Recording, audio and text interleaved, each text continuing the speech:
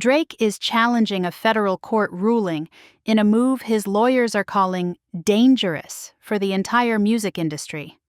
The rapper's legal team just filed an appeal, arguing that dismissing his defamation lawsuit against Universal Music Group sets a precedent that could allow anyone to make career-destroying accusations through rap lyrics without consequences. The question now heading to a higher court: can a diss track actually break the law, or does hip-hop get a free pass? Let's break down what's happening. In October of last year, a federal judge in New York dismissed Drake's lawsuit against his own record label, Universal Music Group. The case centered on Kendrick Lamar's track, Not Like Us, released in May 2024 during their public feud. The song contains lyrics calling Drake a certified pedophile who should be placed on neighborhood watch. Drake sued UMG, claiming the label approved and promoted a track that falsely accused him of serious criminal behavior. His legal team emphasized that he has never been charged with any crime and never engaged in the conduct alleged in the song. But the judge ruled that, in the context of a heated rap battle with inflammatory language from both sides, reasonable listeners wouldn't interpret the lyrics as factual statements. Drake's attorneys are now pushing back hard. In documents filed January 21st, they argue the dismissal creates an unprecedented and dangerous loophole. Attorney Michael J. Gottlieb wrote that if rap diss tracks cannot contain statements of fact, then artists are completely protected from defamation lawsuits, no matter how damaging or direct their accusations. The filing states, "It is hard to imagine a statement more damaging to one's reputation and safety than being labeled a certified pedophile."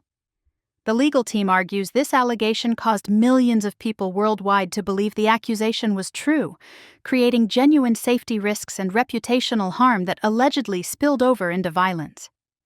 Judge Jeanette Vargas based her dismissal on several factors. She noted this was part of a public feud where both participants exchanged increasingly caustic insults. The court pointed out that Drake used similar tactics in his own diss track, Family Matters, which heavily implied Lamar was a domestic abuser and questioned the paternity of one of his children.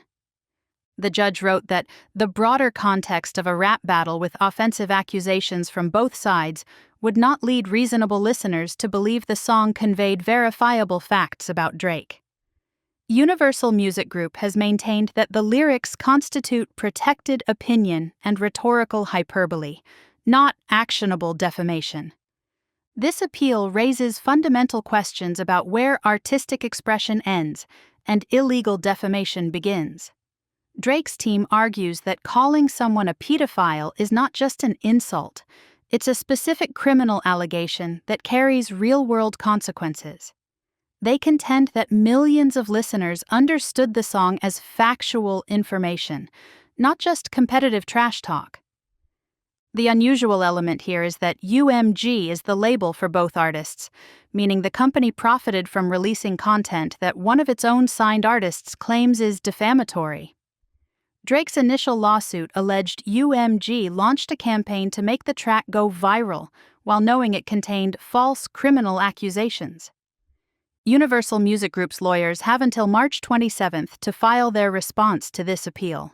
The Court of Appeals will then decide whether the original dismissal stands or whether this case deserves a full trial. The outcome could establish new legal standards for how defamation law applies to competitive artistic expression in hip-hop and potentially other music genres.